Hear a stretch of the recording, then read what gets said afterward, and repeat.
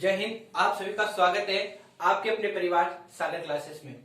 और आज अपन शुरू करने वाले हैं कंपटीशन के राजस्थान इतिहास को। और राजस्थान इतिहास का भी जो हम शुरू करेंगे वो हम जो आरएस लेवल की जो बुक आती है पैनोरमा, इस बुक के कंटेंट को मैं आप लोगों के सामने लेकर आ रहा हूं और बिल्कुल ही मजेदार तरीके में आपको इसको समझाते हुए निकलूंगा। ये किताब हर किसी के बस की बात नहीं होती पढ़ना, क्योंकि इसको पढ़ने के लिए एक उच्च स्तर का जो है दिमाग चाहिए और वो हर किसी के पास नहीं होता।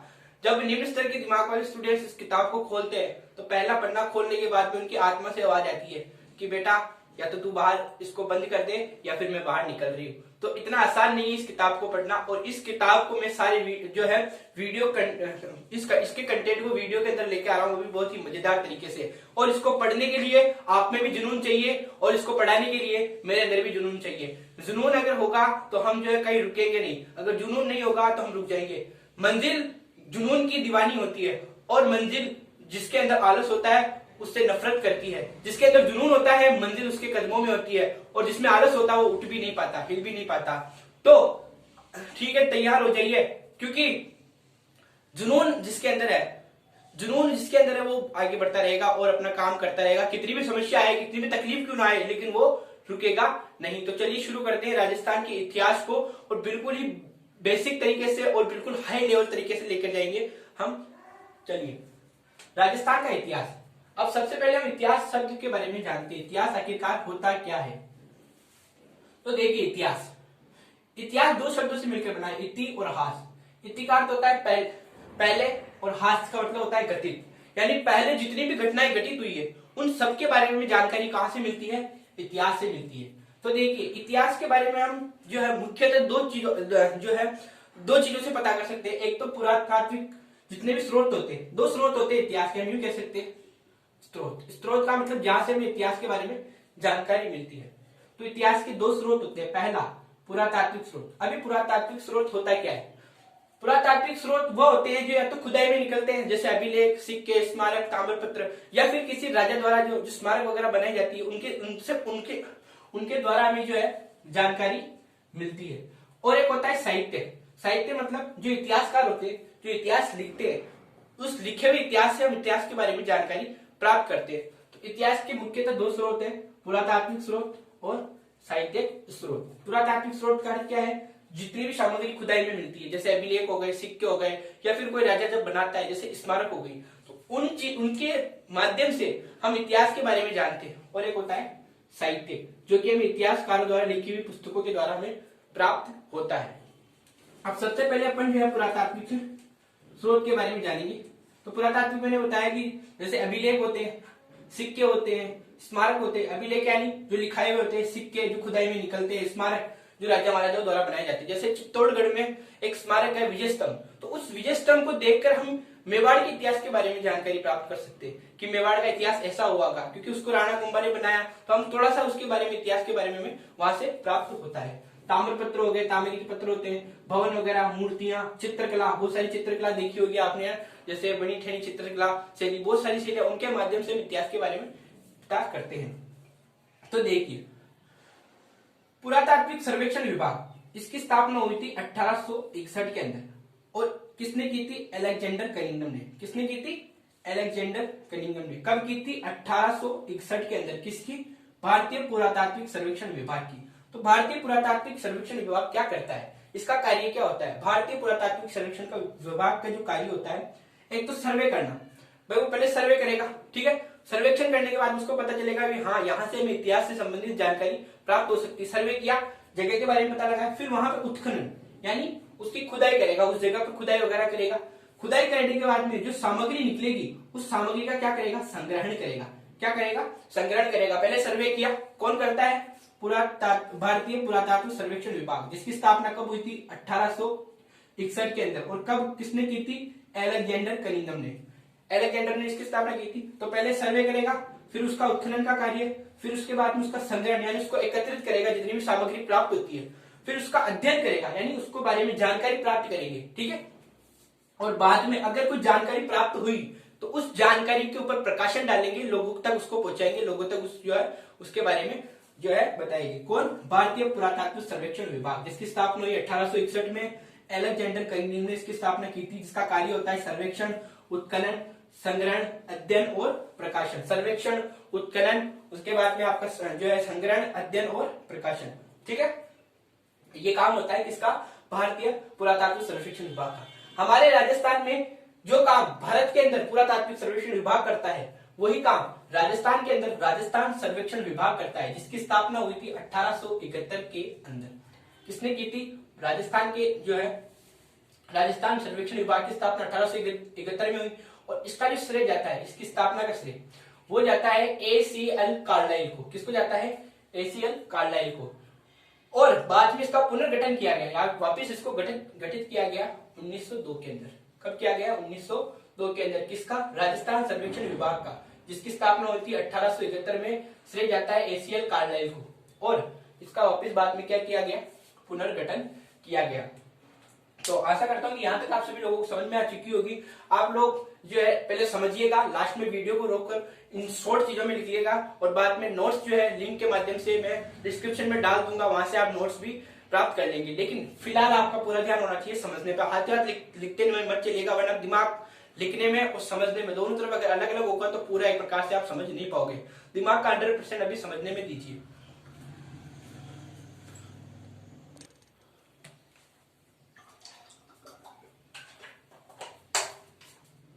ठीक है, तो यहां तक हम समझ चुके हैं। जॉन मार्शल ने इसका पुनर्गठन किया। किसका? राजस्थान सर्वेक्षण विभाग का, जिसकी स्थापना किसने की थी? ACL कार्लाइल ने। कब की थी? 1871 के अंदर। देखिए, इसमें जो इस विभाग के माध्यम से बाद में जो सर्वाधिक उत्खनन किया, क्योंकि हमने समझा था क्या क्या काम होते हैं, तो उसमें जो सर्वाधिक उत्खनन का कार्य जो किया था राजस्थान के अंदर, एक तो D साकलिया ने किया था।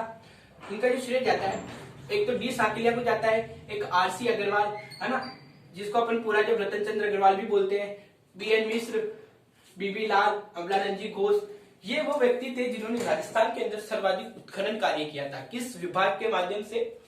राजस्थान सर्वेक्षण विभाग, जिसकी स्थापना 1871 के अंदर हुई थी, जिसका श्रेय किसको जाता है? ACL कार्लाइल को।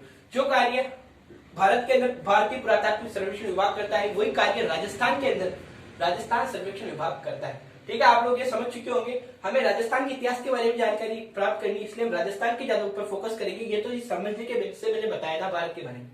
अगला, तो हम समझ चुके हैं सर्वाधिक सर्वेक्षण विभाग का कार्य किसने किया? D Sankalia, RC Agarwal, BN मिश्र, BB लाल, अमलानंद जी घोष। ठीक है, अब सबसे पहले अपन जो है पुरातात्व में सबसे पहले अपन पढ़ेंगे अभिलेखों के बारे में। ठीक है, पुरातात्विक जो होते हैं, हमने समझा था जो भी चीजें खुदाई में निकलती है या कोई राजा महाराजा बनाता है, उन चीजों के बारे में, उन चीजों के माध्यम से हमें इतिहास के बारे में जानकारी प्राप्त होती है। सबसे पहले अपन बात करेंगे अभिलेख की। तो अभिलेख जो है सबसे महत्वपूर्ण स्रोत है इतिहास के बारे में जानने के लिए। इसका कारण क्या है? इसका कारण ये तिथि युक्त भाई, जहां पे भी अभिलेख मिलते हैं तो तिथि वगैरह होती है, उसमें एक समय की जानकारी में हो जाती है। तो सबसे महत्वपूर्ण जो है इतिहास के बारे में अच्छे से बताने के लिए सबसे महत्वपूर्ण स्रोत कौन है? अभिलेख। अभिलेख क्या होते हैं, चलिए समझते हैं। देखिए, अभिलेखों का मतलब होता है जो पत्थर वगैरह पे जब कोई राजा महाराजा पुराने टाइम में जो है अपनी वंशावली, तिथियों, विजयदान, जैसे आज के टाइम में क्या होता है, जैसे मान लीजिए किसी ने हॉस्पिटल बनाया, तो उस हॉस्पिटल के बाहर एक प्लेट लगाता है, उस प्लेट पे लिखा होता है लोकार्पण, श्रीमान इनके द्वारा बनाया गया, ये इनकी पत्नी को समर्पित है, इस तारीख को बनाया गया, इतनी दान राशि दी गई। तो आज के टाइम पे जो प्लेटें लगती है, उस टाइम पे इस प्लेटों का सिस्टम था नहीं, तो उस समय क्या है, पत्थर वगैरह इन पर क्या है, राजा महाराजा उत्कीर्ण कराते थे। क्या चीज उत्कीर्ण मतलब लिखवाते थे, क्या चीज लिखवाते थे? उनकी वंशावली, उनके वंश के बारे में जानकारी देते थे कि मेरे ये दादा थे, ये परदादा थे, है ना, मेरी ये पत्नी उनसे सगाई हुई, ये सारी जानकारी भी है ना। तिथि के बारे में, भाई इस दिन ये बनाया गया, इस दिन ये हुआ, इस दिन मैंने ये लड़ाई लड़ी, तो यहाँ से जानकारी प्राप्त होती है। विजयदान, विजयदान का अर्थ क्या होता है? भाई मैंने विजय के बाद में ये चीज मैंने जो है, जैसे महाराणा कुंभा थे, महाराणा कुंभा ने मेवाड़ के अंदर जो 84 दुर्ग है, उनमें से 32 दुर्ग महाराणा कुंभा ने बनाए और अधिकतर दुर्ग उन्होंने जीत की खुशी में बनाए।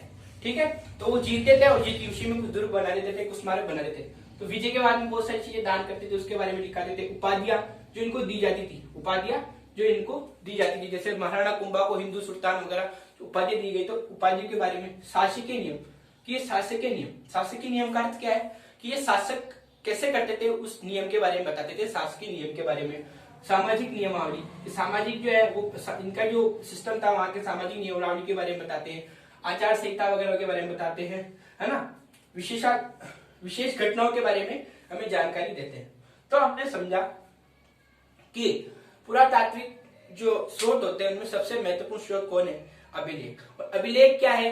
जो राजा महाराजा अपनी वंशावली के बारे में लिखाते थे, अपनी उपलब्धियों के बारे में लिखाते थे और उनके विजयदान के बारे में लिखाते थे, उनकी जो तिथियां वगैरह इन सब चीजों के बारे में जो लिखाते थे उसे कहते थे अभिलेख। ऐसे मान लीजिए आज के टाइम की जो प्लेट है वो एक प्रकार से जो लगती है लोकार्पण के लिए, वो समय उसको कहते हैं, है ना, ठीक है, अभिलेख वगैरह जो है।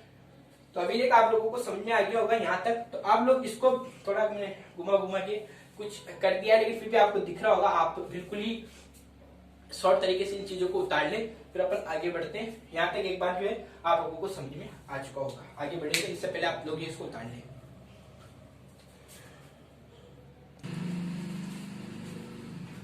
चलिए आगे बढ़ते हैं।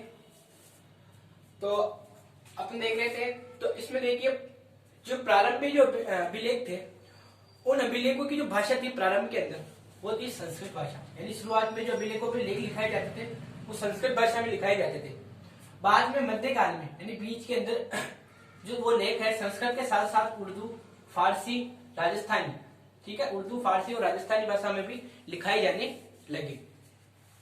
देखिए जिस अभिलेख पर शासक अपनी यशोगाथा का वर्णन कराता है, सिर्फ और सिर्फ यदि कोई अभिलेख मिला है और उस अभिलेख पर किसी शासक की यशोगाथा और उसकी उपलब्धियों के बारे में ही जानकारी है और किसी चीज के बारे में जानकारी नहीं है, तो उस अभिलेख को कहते हैं प्रशस्ति।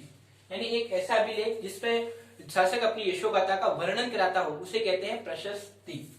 चलिए अभिलेखों के अध्ययन को जो कहते हैं वो कहते हैं एपिग्राफी। अभिलेखों के अध्ययन को क्या कहा जाता है? एपिग्राफी कहा जाता है, ठीक है। अब देखिए अब अभिलेखों में क्या क्या चीजें आती है, यानी कहाँ लिखाए जाते थे। तो देखिए शिलालेख का मतलब शिला यानी पत्थर, शिलालेख पत्थरों पे जो लिखाए जाते थे उन्हें शिलालेख कहते थे। स्तंभ यानी जो खंबे होते थे, है ना, उन पे लिखाए जाते थे स्तंभ लेख, गुहा लेख, ठीक है। और मूर्ति लेख, मूर्तियों पे जो लिखाए जाते थे धातु, पत्थर आदि के उत्कीर्ण लेख करवाए जाते थे, उन्हें अपन जो है अभिलेखों की कैटेगरी में ही लेते हैं। चलिए आगे बढ़ते हैं। भारत में सबसे प्राचीन यानी भारत का सबसे पुराना जो अभिलेख था, सबसे पहले किसने अभिलेख लिखाया? वो लिखाया था अशोक मौर्य ने, ठीक है। अशोक मौर्य ने सबसे पहला जो सबसे प्राचीन अभिलेख था वो था अशोक मौर्य का, ठीक है। इसकी जो भाषा थी यानी उस पर जो लिखावट जो भाषा थी वो थी मगधी, ठीक है। उसकी जो लिपि थी वो ब्राह्मी। भाषा और लिपि में तो आप डिफरेंट जानते हैं। भाषा क्या है? अपने विचारों का आदान प्रदान करने का जो माध्यम होता है भाषा कहलाता है। लिपि यानी जो अक्षर उस पर लिखे गए वो किस प्रकार से दर्शा जाते हैं। जो अपनी देवनागरी लिपि है, देवनागरी में अपन ए को ऐसे प्रदर्शित करते हैं, ठीक है, कै को ऐसे प्रदर्शित करते हैं। तो ये ब्राह्मी लिपि, ठीक है। लिपि और भाषा में आपको अंतर समझ में आ गया। ये किस लिपि में था? ब्राह्मी लिपि। और भाषा कौन सी थी? मगधी भाषा। भाषा थी मगधी भाषा और लिपि थी ब्राह्मी लिपि। किस कौन से अभिलेख की? अशोक मौर्य के अभिलेख की, जो कि भारत का सबसे प्राचीन था। भारत का सबसे प्राचीन अभिलेख किसका था? अशोक मौर्य का। प्रशस्ति किसे कहते हैं? जहां पर शासक अपनी यशोगाथाओं का वर्णन कराता हो उसे कहते थे प्रशस्ति, ठीक है। और अभिलेखों के अध्ययन को क्या कहते हैं? एपिग्राफी कहते हैं। और आगे बढ़ते हैं। भारत का पहला संस्कृत भाषा का अभिलेख, यानी भारत का पहला, प्राचीन तो होगा अशोक मौर्य का, लेकिन उसकी भाषा कैसी थी? मगधी भाषा थी। लेकिन भारत का प्रथम संस्कृत भाषा का लेख, यानी जो पहली बार जिसने संस्कृत भाषा में जो अभिलेख लिखाया था वो लिखाया था शक के शासक रुद्रदामन, जो कि जूनागढ़ अभिलेख के नाम से प्रसिद्ध है, ठीक है। जूनागढ़ अभिलेख किसका था? रुद्रदामन का। और वो कहाँ का शासक था? शक का। भारत का पहला संस्कृत भाषा का अभिलेख। लेकिन पूछ लिया जाए भारत का सबसे प्राचीन अभिलेख कौन सा था, तो सबसे प्राचीन था अशोक मौर्य का, जो कि उसकी भाषा कौन सी थी? मगधी भाषा। और लिपि कौन सी थी? ब्राह्मी लिपि। और संस्कृत भाषा का कौन सा था? शक के शासक रुद्रदामन का जूनागढ़ अभिलेख था। अब देखिए राजस्थान में जो अभिलेख मिले हैं, जितने भी अभिलेख अपन राजस्थान में पढ़ेंगे, उन अभिलेखों के अंदर जो भाषा देने वाली या तो संस्कृत भाषा है या फिर राजस्थानी भाषा। राजस्थान की जितने भी अभिलेख है उनमें संस्कृत भाषा और राजस्थानी भाषा में उसमें उत्कीर्ण कराया गया है, उस पर लिखाया गया है। देखिए, और इनकी जो शैली रहेगी, शैली का मतलब टाइप कैसा रहेगा, गद्य और पद्य, यानी एक प्रकार से कविता के रूप में भी हमें लिखेंगे और एक प्रकार से कहानी के रूप में भी हमें लिखे हुए मिलेंगे। लिपि महाजनी, ठीक है, लिपि कैसी रहेगी, महाजनी। लिपि और भाषा में मैंने अभी थोड़ी देर पहले आपको डिफरेंट बताया था। और शैली कैसी रहेगी, गद्य और पद्य। चलिए, अब राजस्थान के कुछ प्रमुख अभिलेखों को अपन एक एक करके देखते हैं। अभिलेख क्या है ये मैंने आपको समझा दिया। अभिलेख में शिलालेख, स्तंभ लेख, मूर्ति लेख आदि आते हैं, ठीक है, गुहा लेख सभी आते हैं। अब राजस्थान के कुछ प्रमुख अभिलेख उनके बारे में अपन एक एक करके देखते हैं। तो राजस्थान का सबसे पहला जो अभिलेख है वो है विराटनगर अभिलेख। विराटनगर जयपुर के अंदर है। और विराटनगर अभिलेख जो था वो किसका था, अशोक मौर्य का। अशोक मौर्य का विराटनगर अभिलेख, ठीक है। अब देखिए, विराटनगर के अंदर दो अभिलेख मिले अशोक मौर्य के, एक तो भाबरू शिलाफलक और एक बेराट अभिलेख, ठीक है। विराटनगर के अंदर दो अभिलेख मिले किसके, अशोक मौर्य के। विराटनगर कहाँ है, जयपुर के अंदर। कौन सा, भाबरू शिलाफलक और बेराट अभिलेख। भाबरू शिलाफलक और बेराट अभिलेख ये दोनों कहाँ मिले हैं, विराटनगर के अंदर, जिन्हें विराटनगर अभिलेख कहते हैं। देखिए, भाबरू शिलाफलक जो है एक ब्रिटिश सैनिक था, ब्रिटिश सैनिक कप्तान बर्ट। इस कप्तान बर्ट को बीजेपी की पार्टियां, ये विराटनगर के अंदर ही है बीजेपी की पार्टियां। और जो विराटनगर है वो जयपुर के, आपकी जयपुर का ये जो नक्शा देखोगे आप इस प्रकार से, इस जगह पर विराटनगर है। तो यहाँ जो बीजेपी की पार्टियां है उन बीजेपी की पार्टियों में मिला था कौन सा अभिलेख, भाबरू शिलाफलक अभिलेख। किसको, कप्तान बर्ट को। अभी कप्तान बर्ट को मिला था। वर्तमान में ये जो शिलालेख है भाबरू शिलाफलक अभिलेख, ये वर्तमान में कलकत्ता संग्रहालय में, अभी वर्तमान में आप जाओगे कलकत्ता संग्रहालय में, वहां जाकर आप देखोगे तो ये शिलालेख अभी भी इस वक्त वहां पड़ा है, भाबरू शिलाफलक अभिलेख, ठीक है। और इसे अभी जो जिस नाम से जाना जाता है वो है कलकत्ता बेराट। कलकत्ता बेराट, क्योंकि बेराट जो है ये अशोक मौर्य का जो अभिलेख था बेराट की पहाड़ियों में मिला था, इसलिए कलकत्ता अभिलेख इसको कहते हैं। इस अभिलेख के बारे में क्या जानकारी मिलती है हमें, अभिलेख के बारे में सबसे महत्वपूर्ण जो जानकारी प्राप्त होती है उस अभिलेख के माध्यम से हमें यह पता चलता है कि जो अशोक मौर्य था वो अशोक मौर्य बुद्ध, धम्म और संघ, यानी बुद्ध धर्म का जो है उसमें वर्णन था। यानी इससे इस बात का अनुमान लगाया जाता था कि अशोक मौर्य अपने आप को बुद्ध या एक प्रकार से बुद्ध के अंदर जो आस्था रखता था, बौद्ध धर्म के अंदर जो है आस्था रखता था। दूसरा जो है विराटनगर के अंदर, ठीक है।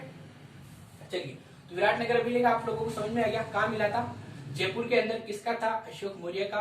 और विराटनगर के अंदर ये दो अभिलेख मिले थे अशोक मौर्य के, भाबरू शिलाफलक और बेराट अभिलेख। कप्तान बर्ट को ये जो भाबरू शिलाफलक था ये कहाँ मिला था, बीजेपी की पहाड़ियों में। वर्तमान में कहाँ है, कलकत्ता के अंदर। और इस अभिलेख में क्या किस जो है चीज के बारे में वर्णन मिलता है, यह वर्णन मिलता है कि अशोक मौर्य जो था वो बुद्ध का जो है अनुसरण करता था, बुद्ध का अनुयायी था, एक प्रकार से भी कह सकते हैं। अगला अभिलेख है नगरी अभिलेख। नगरी अभिलेख चित्तौड़गढ़ में है और वर्तमान में ये उदयपुर संग्रहालय में पड़ा है। अभी भी उदयपुर संग्रहालय में आप जाकर देखोगे तो ये वहां आपको मिल जाएगा, है ना। चित्तौड़ नगरी जो है, नगरी लेख चित्तौड़गढ़ में है। इसमें छोटी सी जानकारी मिलती है, इसमें ऐसे पता चलता है उसकी भाषा को देखकर इस बात का अनुमान लगाया, ठीक है, कि यहाँ के जो शासक थे वो जानवरों के प्रति बड़े ही दयालु थे, जानवरों की जो है रक्षा करते थे और जानवरों के लिए रहने के लिए स्थान बनाते थे। इस अभिलेख से हमें पता चलता है, नगरी अभिलेख से इस बारे में। और ये जो अभिलेख है जैन धर्म और बौद्ध धर्म से संबंध रखता है, जैन धर्म और बौद्ध धर्म से संबंध रखता है। यानी बार बार हम एक चीज को समझ पा रहे हैं, जैन धर्म और बौद्ध धर्म ये जीवों के प्रति काफी ज्यादा निर्दयी थे, मतलब काफी ज्यादा दयावान थे, मतलब काफी ज्यादा इनको जीवों पे दया आती थी। और जीवों के लिए ये एक प्रकार से ये मानते थे कि जीवों को मारना बहुत बड़ा पाप है, एक छोटा भी जीव मर जाता है तो बहुत बड़ा पाप है। इसलिए जो जैन धर्म है इसके अंदर इसका वर्णन मिलता है। तो आज की क्लास में अपन लोगों ने जो भी सीखा, आज की क्लास अपन यहीं तक करेंगे। फिलहाल क्लास को खत्म करने से पहले लास्ट में एक बार रिवाइज कर लेते हैं जो भी चीजें अपन लोगों ने पढ़ी। चलिए,